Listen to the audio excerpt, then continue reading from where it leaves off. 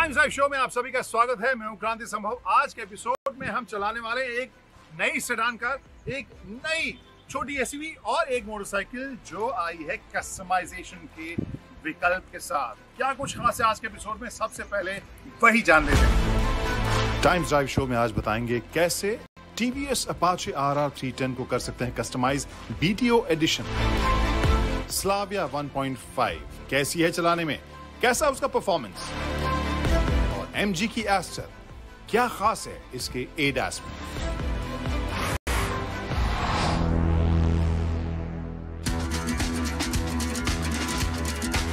नमस्ते times drive family, I am क्रांति संभव। वेलकम टू दैट स्टोरी जिसमें बाइक को देखते ही मुझे लगा कि ये स्टोरी तो करनी चाहिए और आप तक पहुंचानी चाहिए इसकी कहानी। ये है टीवीएस की RR 310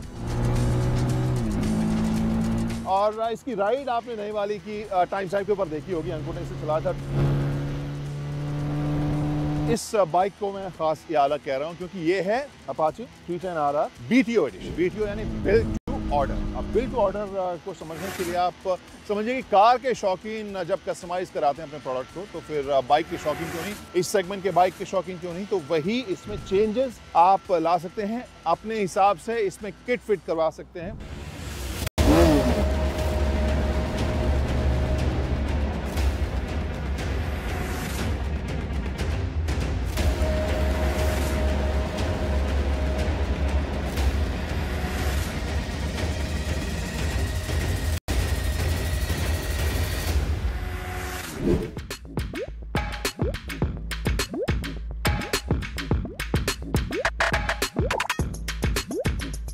इसके लुक की वजह से इसे राइड करने का, इसकी स्टोरी करने का मेरा मन हो रहा था। तो लुक आप देखिए, यहां से भी अगर मैं देखूं, पहली बार मैंने जब इसे देखा, जब बाइक मेरे पास आई, तो सबसे इंटरेस्टिंग इसकी बॉडी के ऊपर जो ग्राफिक्स है वो मुझे लगा। और इसके अलावा जो आप नंबर देख रहे हैं, इस तरह के चेंजेस बहुत सारे जो राइडर्स हैं वैसे भी करवा लेते हैं, कस्टमाइज करवा लेते हैं, लेकिन ये दो एडिशन या ग्राफिक्स के हिसाब से आप इस BTO एडिशन में करवा सकते हैं। दूसरी चीज जो मुझे महसूस हुई वो ये कि इन सब चेंजेस या इन सब लुक के साथ ये अपने सेगमेंट से कहीं बड़ी बाइक देखने में लगे। इसकी जो एक्स-शोरूम प्राइस है वो भी मुझे पहले से ही थोड़ी ज़्यादा 2.59 लाख या अराउंड 2,60,000 के आसपास इसकी जो एक्स-शोरूम प्राइस है वो मुझे पहले भी थोड़ी ज़्यादा लगी। लेकिन इस किट के साथ जो मैंने कॉन्फ़िगर किया, ऑलमोस्ट 2,81,000 के आसपास जा रही थी। उसमें क्या क्या मैंने ऐड कर लिया था, तो वहाँ पे डायनामिक किट था। डायनामिक किट में आपको फुली एडजस्टेबल आपको सस्पेंशन मिलता है, चाहे फ्रंट हो या रियर हो। यहाँ पर आप देख सकते हैं प्रीलोड, रिबाउंड, कंप्रेशन, ये सभी डैम्पिंग आप चेंज कर सकते हैं और इजी भी है। पीस लिया आपने और उस हिसाब से इसे आप चेंज कर सकते हैं। और वही चीज़ रियर सस्पेंशन में भी आप कर सकते हैं। उसके लिए अलग टूल की ज़रूरत ज़रूर पड़ेगी। लेकिन इसके अलावा रेस किट की बात करें तो आपको दो खास चीज़ें जो मैं राइड के वक्त महसूस कर पाया। एक तो जो राइडिंग पोजीशन है ज़्यादा कमिटेड है, यानी जो क्लिप ऑन हैंडल बार्स हैं वो ज़्यादा आपको अग्रेसिव पोजीशन में मिलेंगे। और इसके अलावा जो फुट पेग्स हैं वो नर्ल भी हैं और इनकी हाइट जो है वो थोड़ी सी ऊंची की गई है। तो ये चेंजेस इसके परफॉर्मेंस में इसे ज़्यादा स्पोर्टी बनाने में ज़रूर मदद करते हैं। इसके अलावा जैसे मैंने कहा कि लुक में इसके अलावा एक और चेंज था, वो आपके पास ऑप्शन है अलॉय व्हील्स टाइटेनियम ब्लैक या रेड का। तो इन सब को जब मैंने चेंज किया तो अराउंड 281 के आसपास इसकी प्राइस हो गई थी। वो थोड़ी सी ज़्यादा मुझे लग रही थी, लेकिन इन सब के बाद इसकी राइडिंग मज़ेदार है। ये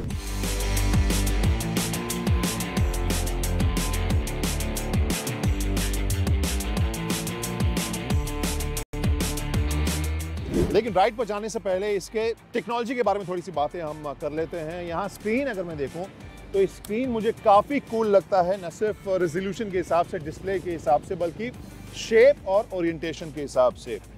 ये वर्टिकल है और मुझे पहले लगा कि पता नहीं बहुत प्रैक्टिकल होगा या नहीं, लेकिन राइड के वक्त मुझे काफ़ी फंक्शनल और यूजफुल भी लग रहा था। मैं सारा इन्फॉर्मेशन एक साथ देख पा रहा था। I like it. प्लस जिस तरह के कलर कॉम्बिनेशंस हैं वो बहुत ज़्यादा फ्लैशी भी नहीं है, लेकिन आप डिस्टिंग्विश कर सकते हैं एक इन्फॉर्मेशन को दूसरे इन्फॉर्मेशन से। उसके बाद जो इन्फॉर्मेशन आ रहा है वो आ रहा है कि आपकी टॉप स्पीड पिछली कितनी थी, कूलेंट टेम्परेचर क्या है, ओडो रीडिंग क्या है, फ्यूल रेंज जो है वो आपको क्या देखने को मिल रहा है। अब इसमें कस्टमाइजेशन की बात करें तो यहाँ पे भी आप बहुत सारी चीज़ें चेंज कर सकते हैं। यहाँ पे मैं मेन्यू में गया और यहाँ राइड मोड में मेरे पास ऑप्शन क्या है, अर्बन, रेन, स्पोर्ट और ट्रैक। यहाँ पे अर्बन और रेन जो मोड है उसमें आप BHP रिड्यूस होता हुआ देख रहे हैं।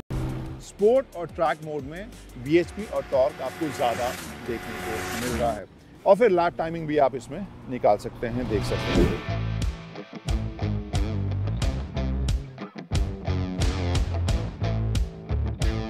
तो गाइस, इससे राइड तो मैंने कर लिया है और जो सवाल शुरू में था, जितनी एक्साइटिंग ये दिख रही है उतनी एक्साइटिंग राइड में है या नहीं, वो बिंदु मैं वहाँ विश्राम करवाऊंगा। लेकिन उससे पहले कुछ एक पॉइंटर्स जो मुझे इसके बारे में पसंद आए और कुछ एक इम्प्रूवमेंट की गुंजाइश या वो पॉइंट्स जो मुझे बहुत पसंद नहीं आए। सबसे पहली चीज़ जो फर्स्ट इंप्रेशन किसी बाइक का होता है, ऑब्वियसली लुक। सेकेंड इंप्रेशन उसका एग्जॉस्ट नोट, और वो मुझे काफ़ी पसंद आया।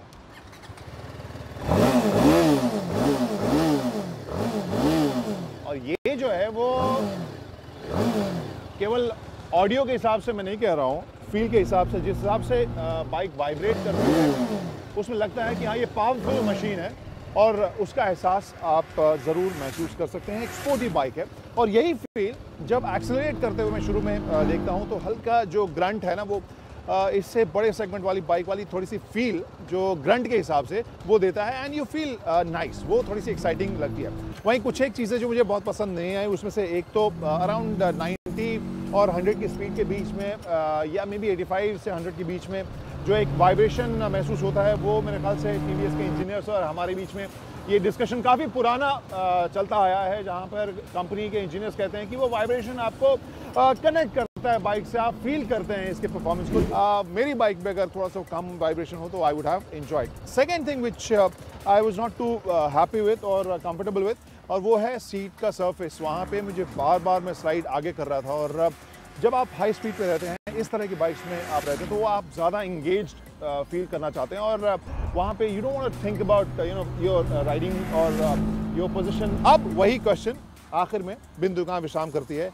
बिंदु विश्राम करती है इसके परफॉर्मेंस के ऊपर। जी हाँ, ये मुझे थोड़ी सी प्राइस के हिसाब से ज़्यादा लगती है। जो इसका बेस वर्जन है वो भी मुझे थोड़ी सी महंगी ज़रूर लगती है, लेकिन जितनी एक्साइटिंग ये दिख रही है तो उतनी ही एक्साइटिंग राइड में भी मुझे महसूस हुई है।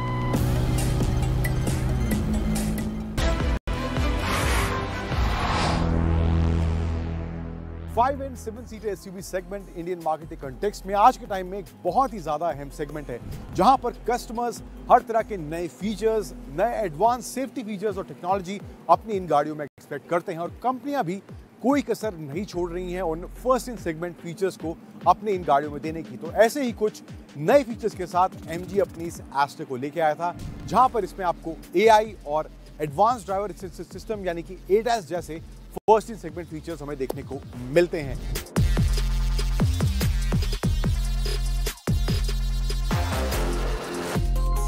लास्ट टाइम जो हमने इस गाड़ी को चलाया था वो था इसका ट्रैक पर रिव्यू हमने किया था।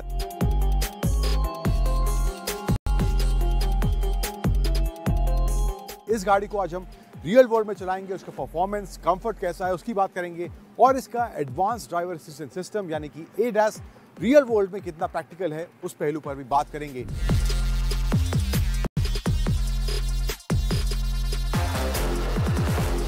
तो पहले चलते हैं सीधा इस MG एस्टर की ड्राइव पर, परफॉर्मेंस कैसा फील हो रहा है सिटी में या हाईवेज पर, उसकी बात करते हैं। तो इंजन ऑप्शन की पहले बात करते हैं।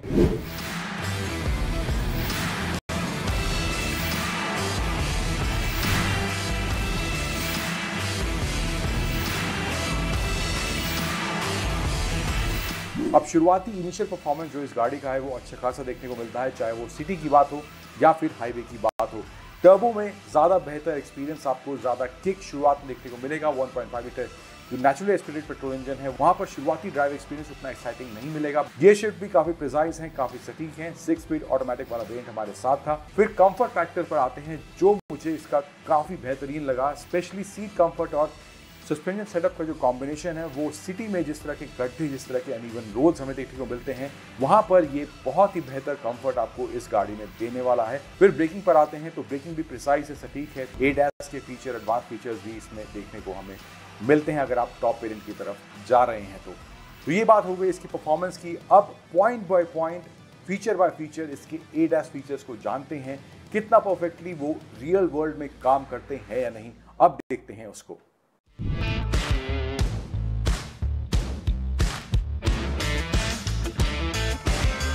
सो MG Aster में जो ADAS वाले फीचर्स दिए गए हैं, हमने लास्ट टाइम इसको ट्रैक पे चलाया था और वहाँ पे टेस्ट भी करे थे, तो वहाँ पर काफ़ी अच्छे से काम कर रहे थे। लेकिन रियल वर्ल्ड में, रियल सिनेरियो में ये कितना कारगर साबित होते हैं और वाकई में ये फीचर्स इंडियन रोड कंडीशंस के हिसाब से प्रैक्टिकल हैं या नहीं, उन फीचर्स को वन बाय वन कुछ फीचर्स को हम टेस्ट करेंगे। सबसे पहले हम टेस्ट करते हैं इसके फॉरवर्ड कोलिजन वार्निंग वाले फीचर को।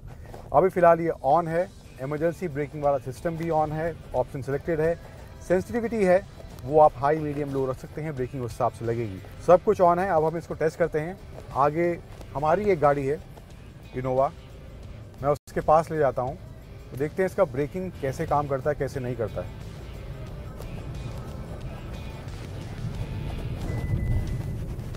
देखिए आप वहाँ पर सिग्नल आ गया फॉरवर्ड कोलिजन वार्निंग का, इसने ब्रेकिंग भी अप्लाई करी।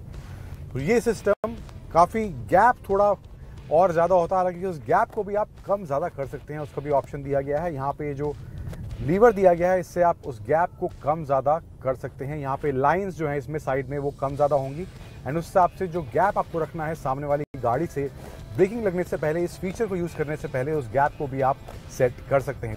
अब अगला फीचर टेस्ट करते हैं इसका लेन असिस्ट वाला फीचर, जहाँ पर आप जिस लेन में चल रहे हैं आपकी गाड़ी की स्पीड जो है 60 से ऊपर है, वहाँ पर ये फुल कंट्रोल ले लेगी और आपको स्टीयरिंग को होल्ड करने की ज़रूरत नहीं पड़ेगी अनटिल अनलेस गाड़ी आपको बोले कि आपको अब स्टीयरिंग को पकड़ने की ज़रूरत है। उससे पहले आपको स्टीयरिंग को होल्ड करने की ज़रूरत नहीं पड़ेगी। अब 60 के पास हूँ और वहाँ पे सिग्नल ग्रीन हो गया है, लेन कीप असिस्ट ऑन है और ये गाड़ी अपने आप चेंज कर रही है। सामने ट्रक भी है। अब यहाँ पर इसने मेरे को बोला कि लेन कीप असिस्ट सिस्टम जो है उसको क्विट कर चुका है, इसलिए आप स्टीयरिंग को होल्ड कर लीजिए। देन बढ़ते हैं आगे, स्पीड असिस्ट में हम आते हैं। यहाँ पे स्पीड वार्निंग का मैनुअल इंटेलिजेंट आपको स्पीड असिस्ट सिस्टम ये आपको बार बार इंडिकेट यहाँ पे करेगा इसके इंस्ट्रूमेंट क्लस्टर में, तो ये भी एक फीचर दिया गया है।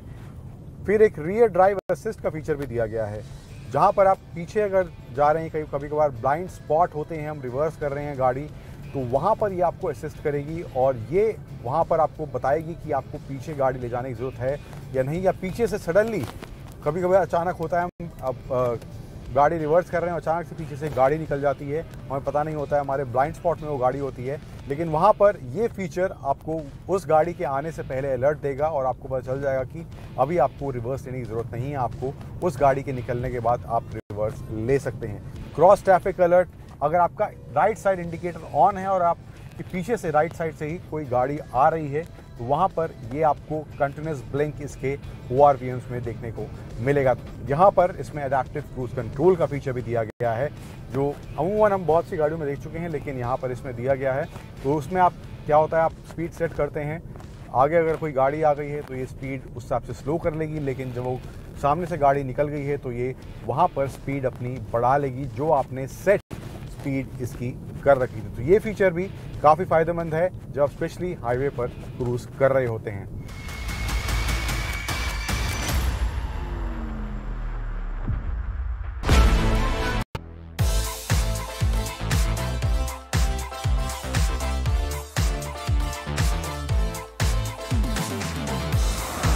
नमस्कार मेरे प्रिय दर्शकों, स्वागत है आप सभी का इस वीडियो में। मैं हूं अंकुर तनेजा और स्कोडा की स्लाविया आज फिर से हमारे साथ है, लेकिन थोड़ा सा फर्क है क्योंकि पहले जो हमने वेरिएंट चलाया था वो था इसका 1 लीटर TSI पेट्रोल इंजन वाला वेरिएंट, लेकिन ये जो वेरिएंट है वो है 1.5 लीटर TSI पेट्रोल इंजन जिसमें DSG गियरबॉक्स का ऑप्शन भी देखने को मिलता है। और मेरे साथ आज ये DSG गियरबॉक्स वाला ही वेरिएंट है। अब लुक्स, डिज़ाइन और फीचर्स के बारे में ऑलरेडी हम डिटेल में बात कर चुके हैं। संक्षिप्त में इस वीडियो में बात करेंगे कुछ फीचर्स के बारे में, लेकिन हमारा मेन फोकस रहेगा इस वीडियो में इसके 1.5 लीटर इंजन के परफॉर्मेंस को जांचने का। थोड़ा बहुत स्टिफनेस आपको इसके सस्पेंशन सेटअप में फील होगा। 10 में से 8 स्कोडा को इस स्लाविया के लिए जरूर दूंगा। स्पोर्ट मोड में वो पूरा पावर जो है अनलीश होता हुआ दिखाई देता है। फटाफट कुछ फीचर्स के बारे में बात कर लेते हैं स्लाविया के। तो सेंटर में ये 10 इंच का स्क्रीन दिया गया है, स्मूथ है, प्रिसाइज है, कोई भी लैग फील नहीं होता, इन्फॉर्मेटिव भी है। टॉप वेरिएंट में आगे दोनों आपको सीट जो है वेंटिलेटेड दी गई हैं। 12 वोल्ट का सॉकेट है, 2 कप होल्डर्स हैं यहाँ पे।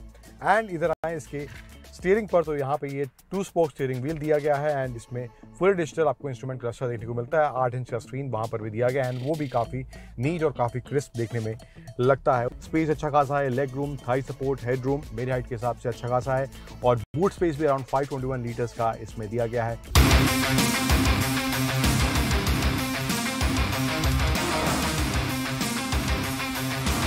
चलिए बात करते हैं स्कोडा स्लाविया के 1.5 लीटर TSI इंजन के परफॉर्मेंस की। ड्राइव कैसा है, हैंडलिंग कैसी है और जो ये DSG गियरबॉक्स दिया गया है वो कितना प्रिसाइज या सटीक है। तो अभी फिलहाल मैं काफ़ी ख़राब रास्ते पर हूँ एंड वहाँ मैं इसको चला रहा हूँ, तो सबसे पहले बात कंफर्ट ही कर लेते हैं। तो कंफर्ट के हिसाब से सस्पेंशन की बात करें तो वहाँ पर थोड़ा सा स्टिफनेस मुझे लग रहा है। हालांकि इतना ख़राब रास्ता होने के बावजूद भी बहुत ज़्यादा आपको झटके फील नहीं होंगे, बट थोड़ा बहुत स्टिफनेस आपको इसके सस्पेंशन सेटअप में फील होगा।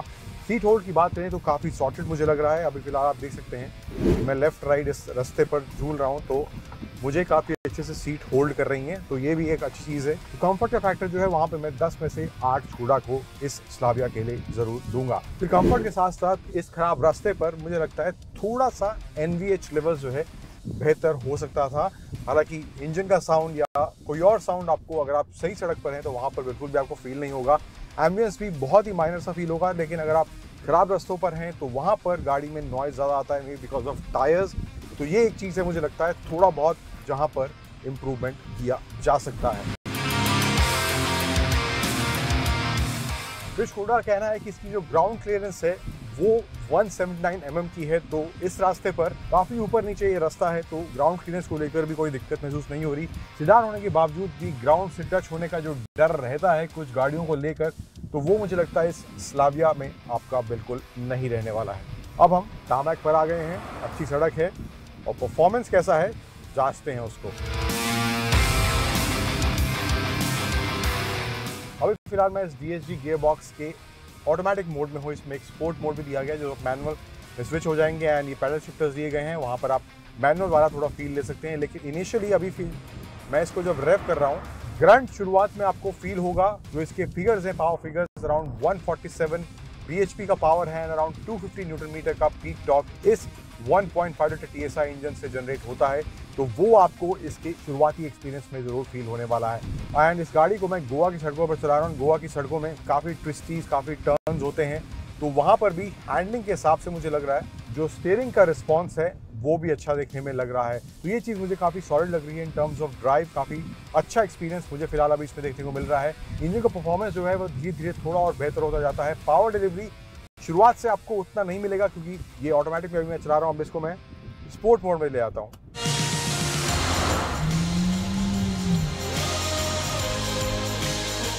तो स्पोर्ट मोड में वो पूरा पावर जो है अनलीश होता हुआ दिखाई देता है स्कोडा की स्लाविया में, इस 1.5 लीटर TSI इंजन में। तो वहाँ पर आपको थोड़ा और एक्साइटमेंट लेवल आपका इसकी ड्राइव के दौरान ज़रूर बढ़ जाएगा। अगर आप DSG में चला रहे हैं तो उतना आपको एक्साइटमेंट फील नहीं होगा, लेकिन जब आप स्पोर्ट मोड में इसको शिफ्ट करेंगे तो यस, वो पावर, वो टॉर्क डिलीवरी आपको इंस्टेंटेनियसली इसके इंजन से निकलती हुई दिखाई देगी और वो आपका ड्राइव एक्सपीरियंस ज़रूर बेहतर बनाने वाला है। एक चीज़ जो मैंने अभी नोटिस की, जो मुझे लगता है काफ़ी अननोइंग है, मे बी शायद वो सिर्फ इसी गाड़ी में है, I don't know, but power window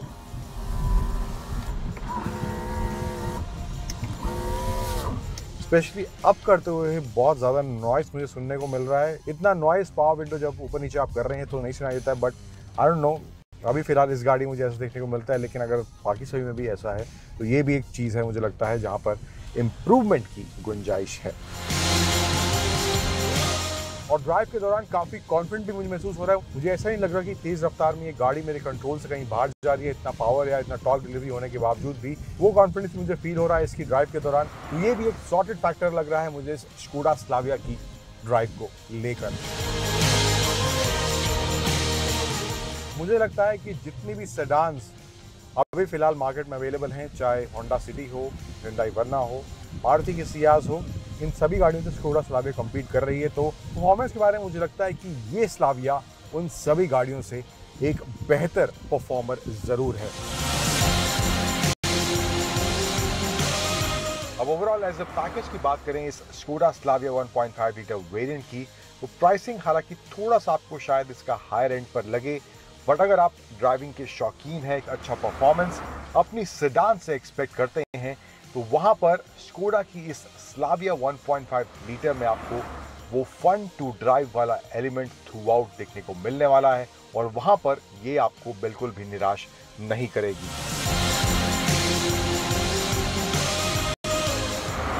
तो इस हफ्ते की कार्स और